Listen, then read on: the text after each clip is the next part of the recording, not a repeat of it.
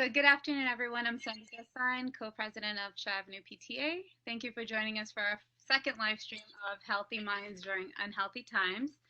We're all very concerned about this COVID-19 pandemic that we're all faced with, and in the absence of information and resources, we tend to leap to the worst scenarios. So this session would help us all achieve some clarity and perhaps even some comfort. This is an important topic that it's affecting all of us, both individually and collectively. So we're honored to create this panel to answer questions that you have about your current situation, how it's affecting our children, our households, our communities, and pretty much ourselves as individuals. So we have a short period of time, and we're going to break this into 4 distinct sections. We'll hear from our guest panelists. Dr. Francine Zeltser, who will share some strategies and routines. Dr. Zeltser is our school psychologist for the district. She'll share some routines that families can implement during this unprecedented time to help promote stability and reduce the stress. Dr. Zeltser's sister, Melissa Bykofsky, who is the deputy editor of Parents.com, she'll share some insight on parenting through a pandemic. And we have from our families, so thank you for providing those questions. We've actually sorted through them, and we were able to choose most of your questions. We'll be addressing as many as we can during this panel. Questions that you have for Mr. Calarasi or Dr. Zeltser can definitely be addressed to them. I can provide their contact information after this. So after each topic, we'll have a question from our Facebook comments under this live. So if you guys have any questions, if you're tuned in and you have any questions, just jot them down under there. After each topic, we'll choose one of the questions and address it as well. And then finally, we'll just have a wrap-up session. We'll have a couple of takeaways and final remarks. So first, I want to hand the virtual microphone to the principal of Shaw Avenue Elementary, Mr. Calarasi. Hello, everyone. Hello, Shaw Avenue families, community, students, if we have any of them on as well as any other community members in Valley Stream. We welcome all, and we are so happy that you're here with us. I am going to take a moment, though, before we get into these very, very important topics, to just go over something just as important.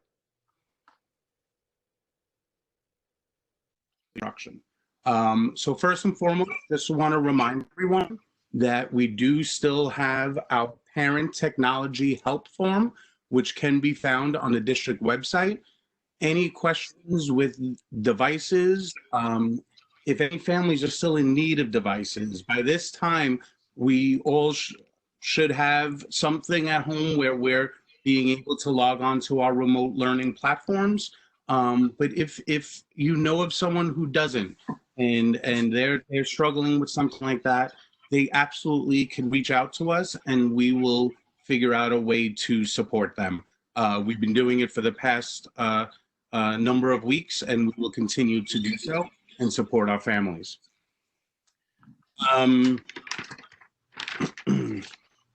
We are going to have our independent reading book drive. So that all of this could be found in my Friday.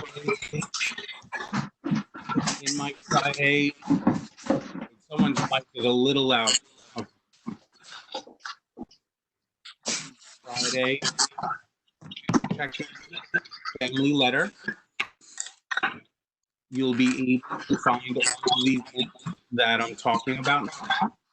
We do have an independent reading book drive. If you can that it needs books. Can everyone? Somebody's mic. Sorry. Okay. Okay, we're good now, I think. Andrew, do you mind, Andrew? Hey, Andrew. Okay. It's on mute. I think that was okay. Okay. Yeah. Let me also, while we're here, let's just also introduce Christina Cosmo and Andrew Conley, our two wonderful assistant principals as well. Hello, everyone. So if you are in need, because we all know there's nothing like a great book. So if you are in need of any books, please make sure you fill out that Google form. And we are working as a staff to get books together so that we could have a book drive, an outdoor book drive in the coming weeks. All right. So once that form is filled out, we'll know how to distribute. When we're talking about the continuity of instruction, we are into the almost week and a half point of our phase 3. And families, as you can see in our phase 3, there is much more of this virtual learning going on those Google Classrooms, which all the classes look very similar to one another.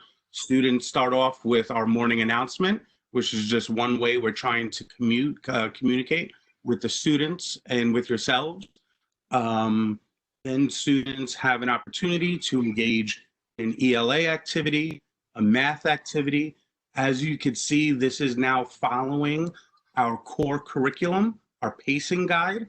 So these are all stories and/or math concepts that are moving students along and following standards that are appropriate to their grade level and the point of the school year that we are currently at. In addition to those 1 ELA and 1 math assignments daily, we also have our 1 social studies and 1 science a week, which can also be found on those Google Classrooms. Special area teachers have a topic, and you'll see on the Google Classrooms, and students are asked to complete 1 of those assignments a day. That may change, the structure of that may change, because as we progress and evolve through this approach, we're just trying to get better and trying to make it more adaptable for students. So that may change a bit, but right now there is a special areas section, and that's where the students can find their 1 PE, 1 math, 1 art, 1 music, and 1 library assignment for the week.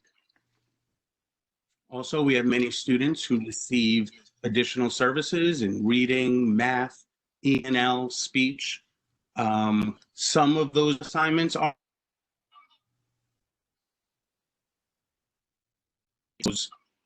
as well. Some of the reading teachers do have their separate Google Classrooms, and students have joined those and are able to view those assignments separately as well.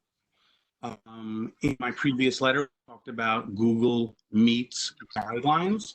So parents, we just ask if the students are in a location that's comfy for them, that has minimal distractions, just a place in the home where they could really focus on the Google Meet. The mic muted, which is exactly a perfect example before, even if we don't realize that sometimes our mics are giving that feedback.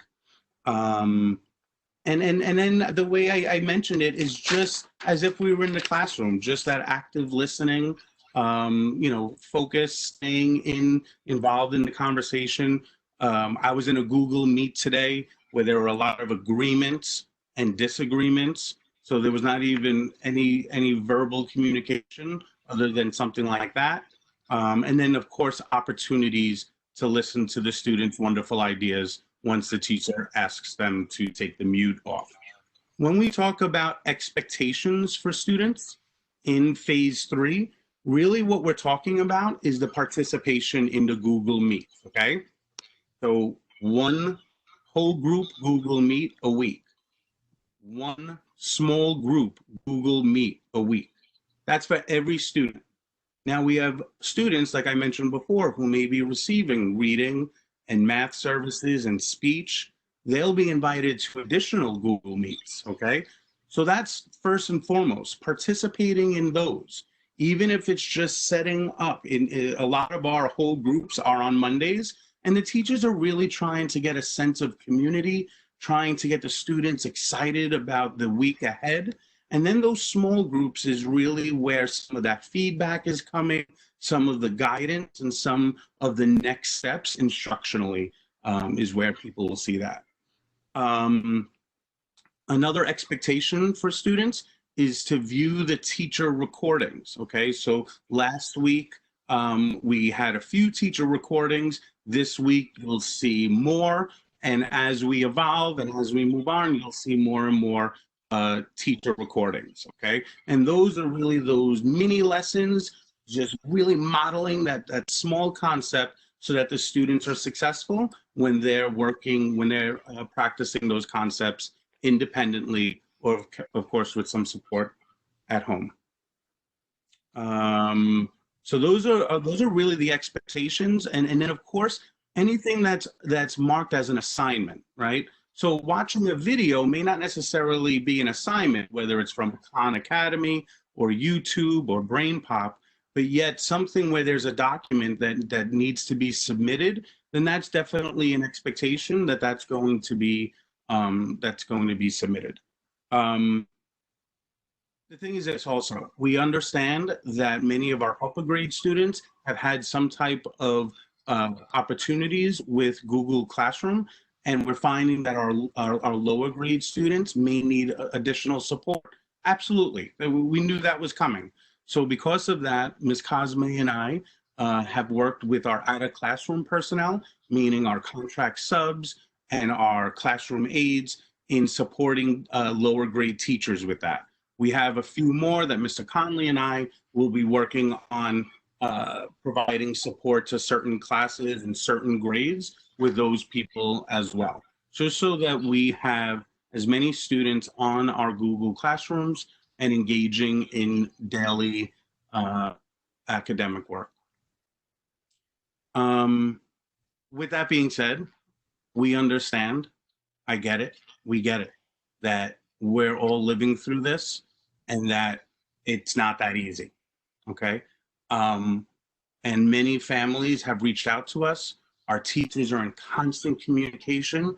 And if all of this is just maybe not doable right now, classroom teachers are working with individual families in getting some of this work done. Or maybe the assignments that are due on Thursday, there's another additional day or two or over the weekend to get that done. So please understand, we are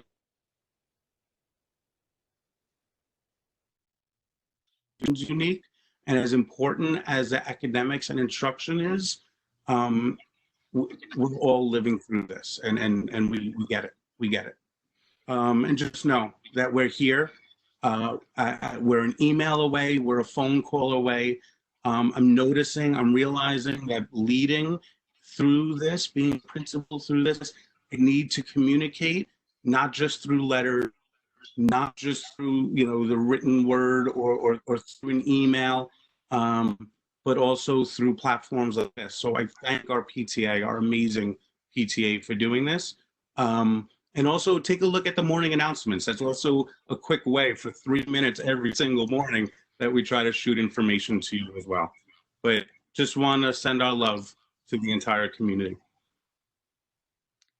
Okay, thank you, Mr. Colarossi. So we'll get right into it. Our first topic is routine. And our first question is, should I maintain a schedule during this time, or is it better to allow my child to sleep or wake up whenever they do? Parent says, I just don't want to stress them out even more. And that's for you, Dr. Zeltser. Hi, Sandy. Thank you so much for having me. This is a great question, and I think so many of our parents are wondering what routines should we keep and what routines are okay to let go. It's really important for you to maintain those most important routines. Think about which routines are most critical for your family. Most families would agree that bedtime and mealtime are the most important. So try to maintain some level of consistency when it comes to meals, like having 3 meals a day with appropriate snacks between meals, and setting a realistic bedtime for your children. You also want to make time during the day for other routines, such as a time for learning, and a time for fun or a time for playing.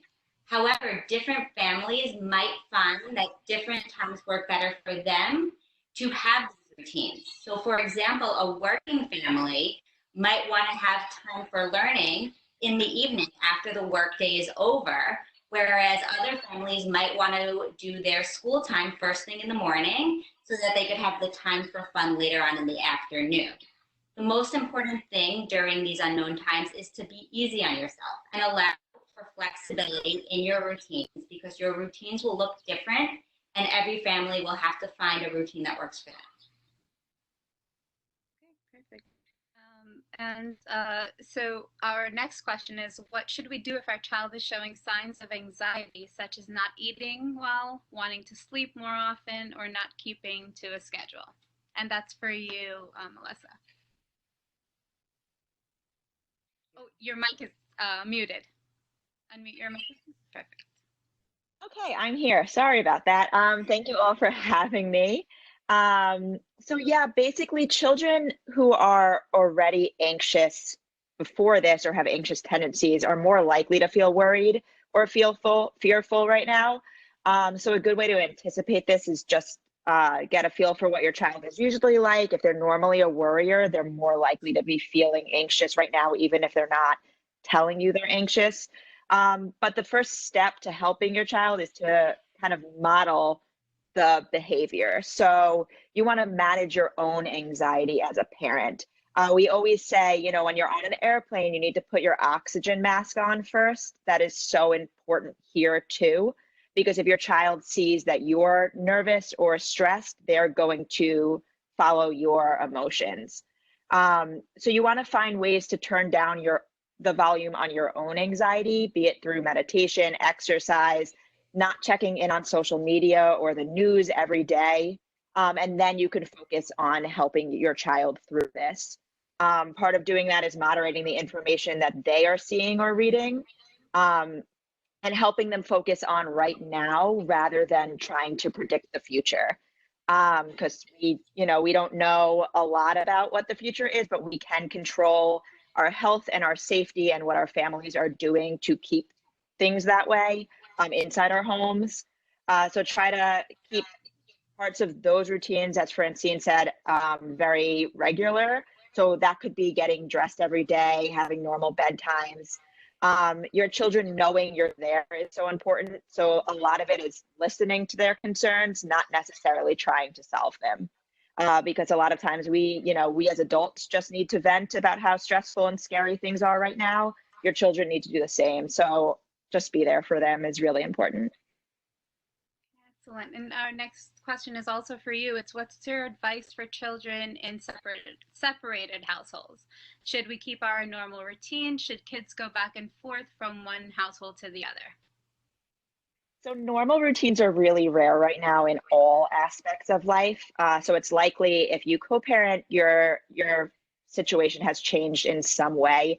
The biggest thing to do is keep transparency and communication a priority between both parents. And then the other most important thing is to keep both homes healthy and safe. So if your child is going back and forth, you need to agree as parents for how you'll be social distancing as families or as households. Both parents need to be informed of who the child will be interacting with. If it's a child care provider or an extended family member, it's really important to make sure everybody's aware of who's in their life right now, as well as any boundaries that you need to set in terms of non-essential trips outside of the home. Obviously, if you need to go to the grocery store and you are a single parent with your child, that's expected and understandable. But if you're taking a trip to the art supply store, that could be something that's discussed to make sure everybody is comfortable. And then as temporary schedule changes do happen, it's good to discuss which house is best for the child under certain circumstances. So while one parent may normally have the child during the school days, the other household might be a better fit right now for distance learning. Maybe the parent isn't full-time working, so they're able to help, or there are less siblings or distractions in the household. So consider arrangements like that that are best for the family, the whole family and the child. And if these new arrangements do change your normal, day-to-day routine, as co-parents, definitely discuss opportunities for their makeup time, because things might not be equal right now, but you can definitely discuss plans when we get out of social distancing guidelines for how to make up that time. Okay, thanks. And so that ends the routine section. Noemi, do you want to see if there are any questions? Nothing? Okay, so we'll move on to our next topic. It's inform and explain. What's the best way to approach the conversation so that children are informed but not scared? And that's for you, Dr. Zeltser. So it's really important that we as parents provide our children with the facts about what's going on in the world and provide those facts in a developmentally appropriate manner. For younger children, this might be just explaining basic terms. What is the coronavirus? What are germs? What does social distancing mean? You want to explain what they can do, what steps they could take to be safe, to protect themselves and the ones that they love, such as staying home, wearing masks if they have to go out, frequently washing their hands anytime they're entering the home, before they eat, anytime coming into contact with anyone, etc. You want to allow your children to ask questions multiple times throughout the learning process, and you want to provide them with honest answers. Make sure to address your children's whys. Why is school closed? Why can't I see my friends? Why are people wearing masks? If you don't know the answers to these questions, that's okay. It's okay to tell your child, I'm not really sure. I need to look into that and I'll get back to you. You can ask a friend, a family member, or a trusted school professional to help assist you in addressing your child's questions. It's important that you continuously check in with your child and provide them with the opportunity to ask questions as time goes on. This isn't a one-time question, let's sit down, talk about it, and we'll never revisit it again. Remember, our children are sponges. They absorb so much of their surroundings, even more so than we think. They're listening even when we don't think they're listening. It's always best for children to get their information from their parents so that they don't make incorrect assumptions or inferences based on information that they hear, whether it be on the news, around the house, on social media, or through friends. So it's important as parents that the information comes firsthand from us. That way we could filter it and answer their questions as they come up. Perfect. Thanks for that. So we have, my daughter doesn't understand the severity of this. How can I explain it to her honestly without scaring her? And that's for you, Melissa. So I think there are two answers to this question, and it really depends on the age of your child. Obviously, younger kids might be upset that they can't go to the playground. I know I have a colleague who takes a walk with her daughter and their dog every morning, and they pass the local playground, and every morning her daughter, she's 3, might I add, screams and cries that she can't go to the playground. She just doesn't understand. That's going to be different than an older child who might be on social media or TikTok and seeing people not necessarily practicing social distancing and wondering why she has to when some of her friends or people in other states that have different guidelines right now don't have to. So I think a great way to explain it to them is a lot of what Dr. Zeltser just said, and reminding them, that even if they don't understand what coronavirus or COVID-19 is, every child has been sick before in some way, be it a common cold or they had the flu. So reminding them of a past time that they were sick as a way of saying, we just don't want that to happen again, is a great way as an example that's not scary, because by this point, your child has lived through that cold or illness and has recovered. So they're aware of, the understanding of germs from personal experience, but in a not so scary way. And I think that'll help them understand in some aspect what's going on. I like that. So that actually ends the topic for inform and explain. Any questions, Noemi? Okay. So we're moving on. No questions. Okay. We're moving on to activities, and our first question is, what are some activities or exercises that we can do together? And that's for you again, Melissa. Yeah, so I'm going to send you all to parents.com/fun. Shameless plug to my team. They are vigorously working on some amazing content. Literally, we have roundups of activities and crafts for all ages, from infants and babies to teens. So there's so much that specifics there, but in general, the old school fun activities, there are board games you can play, you can color. Every site out there right now is putting out coloring activities and printable, sketches that you can draw, your kids can color in. You can do crafts. And that's great ways to get kids off the screen, is to have a routine activity that they do at the end of the school day, every day. Maybe it's painting, you end the school day with like your art class, and that gets them off the screen. If screen time is being used for fun and activities, there are ways to play virtual board games with extended family members. So that can be very fun. And then a lot of zoos and museums are offering virtual tours for kids while they're closed. So if your kid misses the field trips or the weekend getaways, that's a really cool thing for them to do. Also on Instagram, if you follow some of your kids' favorite authors, they're doing readings every day. Illustrators are teaching kids how to draw during lunchtime on Instagram. And also your typical gym, the one you go to when things are normal, might be hosting online fitness classes right now. Mine is launching family dance classes and yoga, and they're really catering to the whole family because they know parents aren't doing anything alone right now. So it's a great way to get your kids involved. They're not requiring any type of gear. But you can also create new traditions.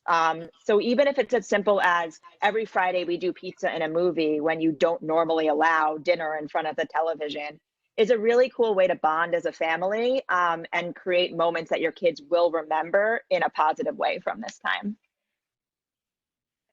And this next question is for you, Dr. Zeltser. It's, how do we curb a non-educational technology when a parent needs to work remotely from home and the weather is not nice enough for outside play? So Melissa kind of tapped into this, and she provided some great resources and ideas. What's really important as a working parent is for you to pre-plan activities that your child can complete independently, and allow your child to select which activities they want to complete during different portions of your workday. You want to prepare all the materials that your child's going to need to navigate these activities without needing assistance, so that once your workday starts, they're all set up and ready to go. This can include crafts such as drawing, painting, coloring, building activities and puzzles, imaginative play, independent reading, creative writing, exercise, meditation, and even resting activities. If you're feeling very motivated, you could set up an indoor scavenger hunt or a challenge for your child that they're able to complete on their own. Just be mindful of how much time you can realistically expect your child to engage in these activities without any support, and make reasonable expectations of your child and of yourself. It's okay if during these difficult times, if your parenting style changes. If you're typically a no screen time family and all of a sudden your children are on the screen all the time because education is now being provided through the screen, that's okay. Give yourself and your child permission to access non-educational technology as needed. You could have your child rotate between technology and non-technology based activities, such as one TV show and then one craft, and then a 30-minute video game, and then a puzzle, in order to keep your child engaged and allow for you to complete your work and responsibilities. Okay, excellent. So that ends. Do we have any questions for the activities section, Naomi? Not the activities question, but there is a question that popped up a little later for the other topic. It's how do we speak with children who are aware that family members are working on the front lines? My third grader has expressed over and over his fears, and I want to be able to have productive conversations with him that will ease his anxiety concerning the well-being of the family. What are the right things to say other than "don't worry about so-and-so"? So I'll start by answering this. So it's really important to address that there are protocols that are in place on the front lines, whether the front lines is the hospital or the grocery store or sanitation, that all of these positions have protocols in place to ensure the safety of the people that are working on the front lines. We are hearing that there often are not enough protective measures, but people are being given supplies that are needed, perhaps not as readily or as often as possible, but they are practicing safety procedures to ensure that they are taking care of themselves and the ones that they love. Many families that have members on the front line are coming home, and you hear families fully undressing before entering into the home, going directly into the shower, and that could just be after working a shift at the grocery store, because we need to take these precautions to protect ourselves and protect our family members during this pandemic. Melissa? Yeah, I'm going to also add that it's great to look at positive stories out there, ways communities, maybe your community is pulling together to feed the hospital workers. Maybe there's an awesome restaurant doing donations right now, and you can show how people are really rallying behind them and showing support. And then as a family, you can do the same. I know I live in Manhattan, and at 7 p.m. every night, the streets are wild with people out their windows cheering for healthcare heroes. So maybe in your town, you know, at every 7 p.m., you guys applaud in your kitchen, even if nobody hears you. You can tell your family member or friend that you cheered for them today. You can also make rainbow signs to put in the windows. You can write notes and thank them and hang it outside. I think that's a really cool way to show your gratitude to your family members and have your children be involved in a way when they can't necessarily give them a hug right now. Thank you. Perfect. So we have our next topic. It's outcomes. What do you think? So we have, what do you think the long-term positive benefits to our current circumstances will be? And that question is for Melissa. Sure. I think we skipped. Did we skip a section? I'm happy to answer that now, though. Okay, sure. Sure. So long-term. So from a broad perspective, in terms of positive long-term outcomes, experts are really highlighting the challenges that working parents and parents in general face every day. That often the struggle happens in the shadows or in silence, but now it's really become such presence. Every coworker has now met your child on their Zoom conversations. It's, you know, we're having this conversation right now, like nobody can pretend things aren't really tough. So that'll change conversations happening around access to childcare, paid sick days, family leave, remote work flexibility, which are going to be so positive for families in the long run. And then within families, this could really bring new traditions that help with family bonding. So maybe that game or activity you did on Easter because you couldn't celebrate with the grandparents will now become a family tradition, and maybe even a favorite family tradition every year. Also, we're finding that parents and kids are talking to each other now more than ever before. One of our top stories on our site is, I think it's like 63 questions to ask your child, because parents are like around them a lot more often and desperate for ways to engage, which we find really funny. But it's great because you're likely learning a lot more about your child's interests. You're seeing what they do in the classroom, which is not something parents get to do very often. So now after, you know, we're back to normal, regularly scheduled activities, you can continue to bond with your child or expand their passions that you kind of got a small glimpse into during this time. Absolutely. And our children, they're incredibly resilient, and we tend to be the warriors, and we tend to be the ones that are taking this the hardest and struggling the most. Our kids, they'll likely come out of this stronger than ever, more adaptive and more self-sufficient. This will be a period of time of their lives that they look back on, and many will say, you know, that was the best time. I loved eating dinner as a family. I loved spending time as a family. I loved getting to do these things, because we tend to remember more so the positive and not the anxieties that we experienced during the time. We have a topic also for support. Okay. Do you have a system in place for students who need to speak to you, like Teledoc, but for students? And that's for Dr. Zeltser. Absolutely. So all of the psychology teams throughout Valley Stream District 30 have created building Google Voice accounts, which are posted in the principal's newsletters. And it's a messaging service. So parents can call, they can text, they can leave voicemails, and that's a direct line to the psychologist in their respective buildings. So we have a number that Mr. Colarassi had put up on Shaw Avenue site, and parents can text or call or leave a voicemail if they have any questions or concerns at any time, and either myself or Dr. Casella will get back to them as soon as possible to address their concerns. Also, if parents have any questions, they can always go directly to the classroom teacher. That's the first line of communication, or the building administrators. We're all working together every day to support your children. Perfect, thank you. We have a parent that asked, what can they do to ease their child's frustrations during quarantine? And what can parents do to also manage their own emotions during these times? That's a great question, and I think that parents and children alike are struggling. Everyone's struggling during these uncertain times, and it's important for us all to be a little bit more patient and a little bit more forgiving towards not only our children, but also towards ourselves.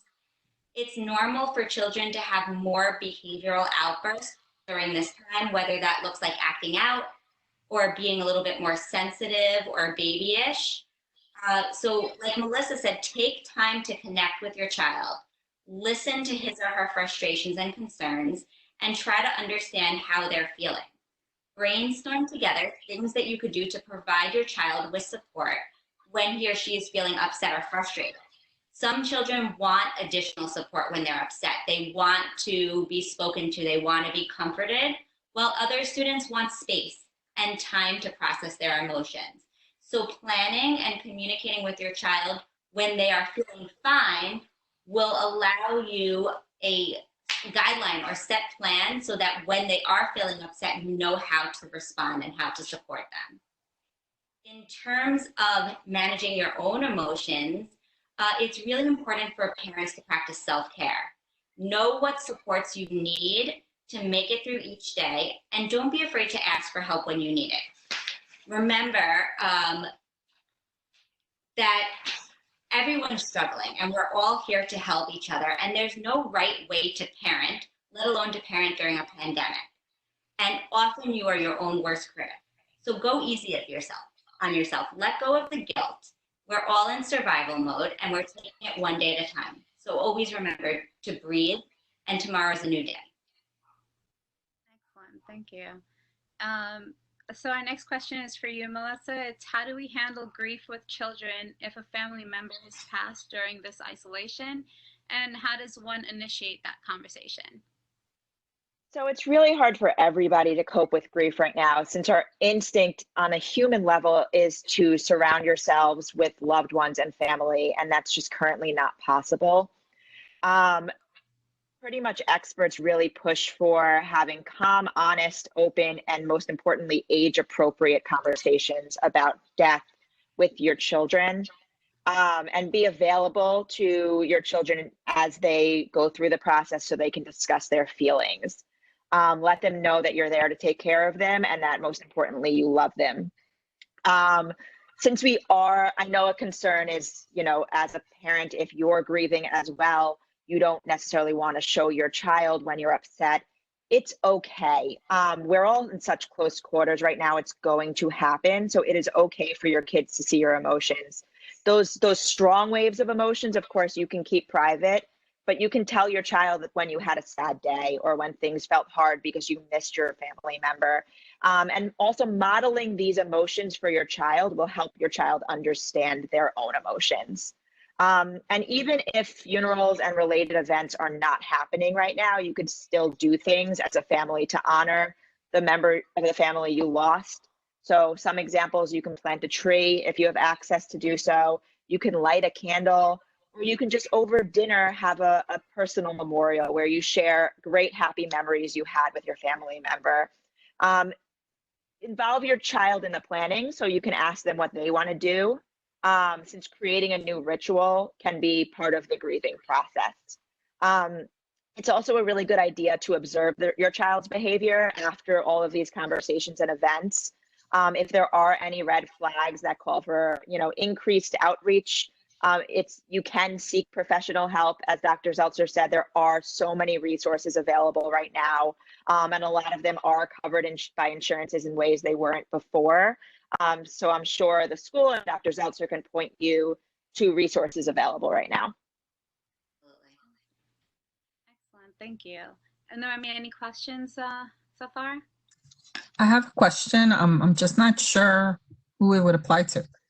How do parents help children transition into the next year if they're leaving the school, for example, sixth graders, or moving out of the district or missed events, and leaving, obviously, their current teacher programs? So we can address that from a mental health perspective, but Mr. Kolarowski, why don't you talk about the logistical perspective? Absolutely. So either way, this is not the spring that any of us could ask for or want. We want to be together. We are a family. But I can tell you this, there are a number of events that we are going to try to keep together.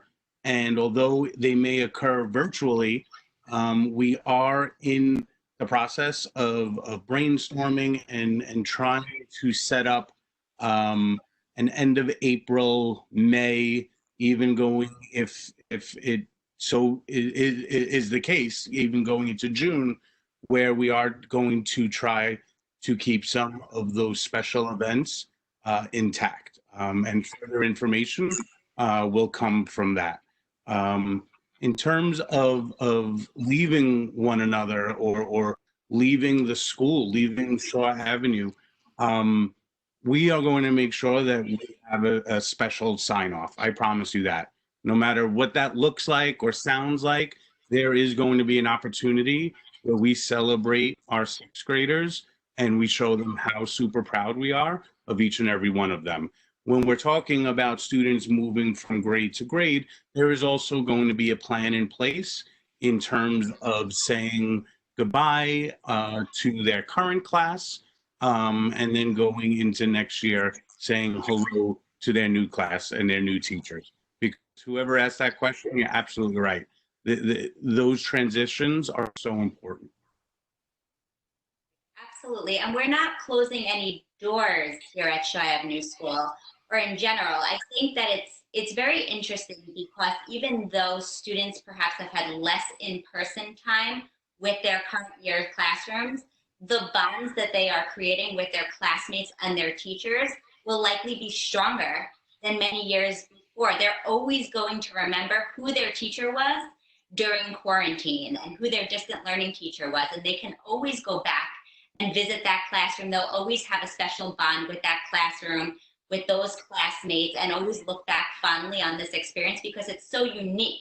They're always going to remember, what grade was I in when everyone was quarantined for the coronavirus pandemic? And where was I? What was I doing? How did I cope? And who was there to support me? So they're always going to look back on those experiences, and maybe those experiences aren't going to be typical. Maybe our sixth graders aren't going to have their typical sixth grade activities, but they will make their own rituals and their own memories and their own experiences. From on a personal level, when I graduated high school, Melissa reminded me of this, there was a statewide blackout on the night of my prom, and it was canceled. So I didn't have a senior prom, but that was okay. And we made the best of a really upsetting, bad situation.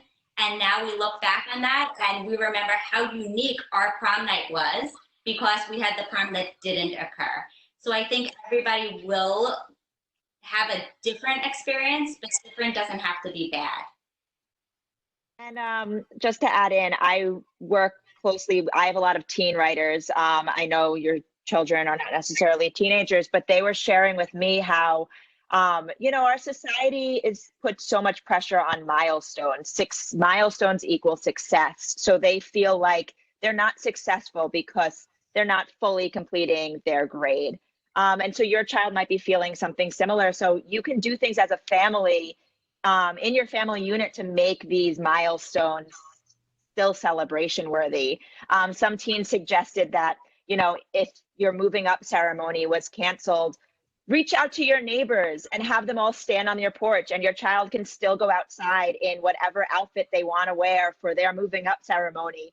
And they get cheered and shouted at motivational, phrases from their neighbors, and then do a photo shoot on the front lawn as if you were going to that dance or that graduation or that moving up in the same way. And those will be the memories that take the place of what was lost. So there are still so many fun things you can do as a family.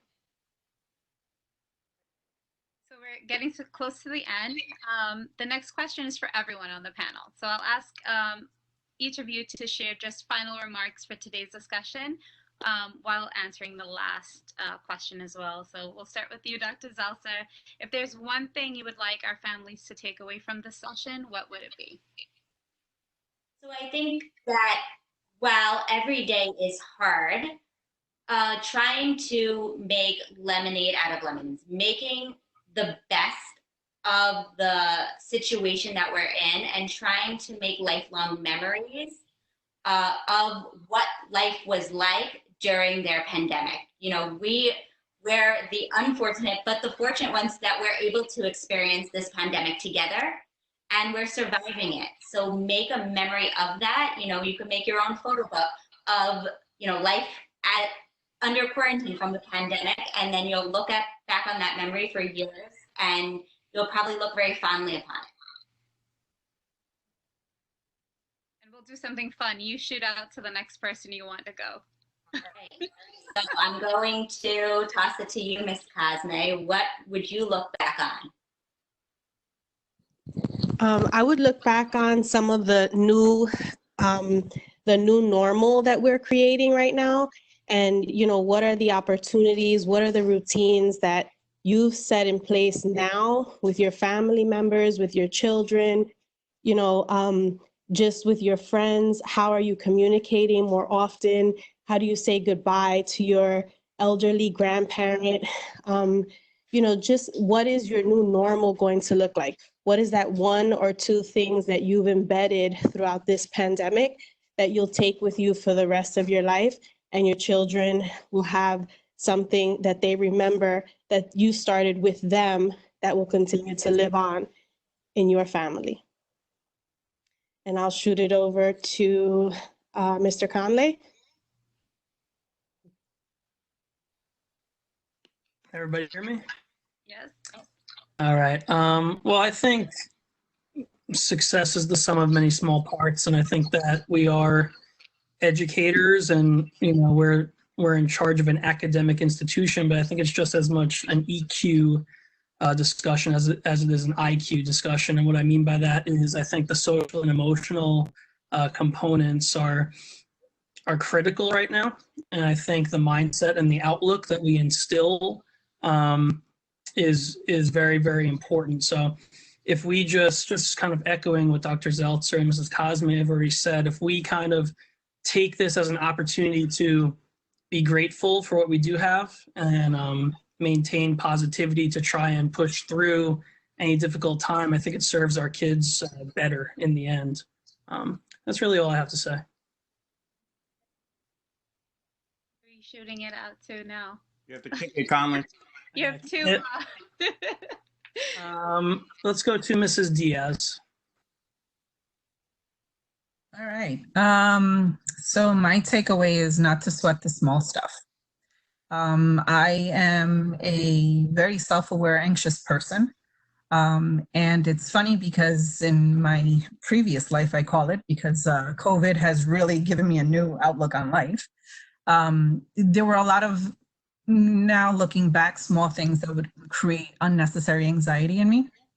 And I'm just grateful to be in the position that I'm at. I'm grateful to be with my children during this time.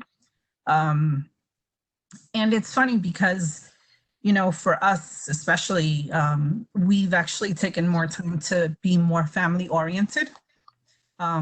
Even though it might not be physical interaction, we're Zooming. Yesterday we had a Zoom session with family members in Carolinas, Boston, parts of Queens and Columbia. So it's really come full circle to what our priorities are in life, what values we need to really refocus on. I'm at a position in my life where I'm really reconsidering a new career. And it's also taught me that my kids are a heck of a lot stronger than I imagined. My 16-year-old, which I don't want to say that I'm a helicopter mom, but she's my firstborn. And she's kept me a lot more grounded than I could ever have imagined. So my kids are resilient, and us as a community in Valley Stream, we'll all get through this together. You know, I see how everyone is, you know, shooting information to each other. Where can I find disinfectant? What can I do with this? So the good in people comes out through times like this. So my takeaway is don't sweat the small stuff, family values, and you know, we'll all become stronger out of this whole experience. I'll shoot it to you, Sandy.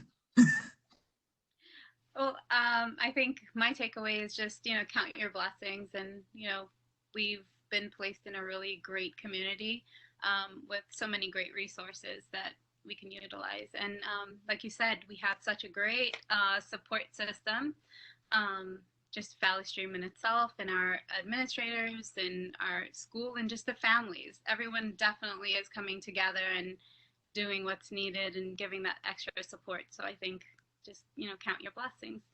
And then Mr. Calarasi. Well, I would just like to say some of the takeaways is how amazing Crown Deli and the rest of those stores are looking. Has anyone seen the stucco work? Like, wow. Two things. Number one, you're not alone. I said this during our last live broadcast. My wife and I are both educators for 20 years each, and we are struggling. We're struggling. We really are with an 8-year-old and an 11-year-old. So you're not alone. You're really not. And some of these tips that we picked up today and in our last one, thank you so much, both to Dr. Zeltser and Ms. Bykofsky. Really, it's just been really eye-opening, and you are more than welcome to join us anytime. It was great. And then the other thing is perseverance. You know, we talk about 21st century skills with our students in terms of problem solving and grit and fighting through things. And what's a better way to show them now that we are going to get through this, and we are going to persevere, we are going to problem solve, and we are going to come out of this better. So that's where I'm taking it. I would like to thank Dr. Zeltser. Also, this was it was such great information. Thank you so much, Melissa. You know, parenting through a pandemic suddenly has like a ring to it. And thank you to Mrs. Cosme and Mr. Conley. Thank you to my co-president. And I'd like to extend my gratitude also to Glenda and Selinia, the PTA presidents for Forest Road and Clearstream, who you know, reached out to us and wanted to connect. So we do have some families from Forest Road and Clearstream as well. And, you know, thank you for getting your families to jump on. We definitely will be doing more of these district-wide. And, you know, I think this was really great, and I appreciate everyone's active participation. Stay safe and be well.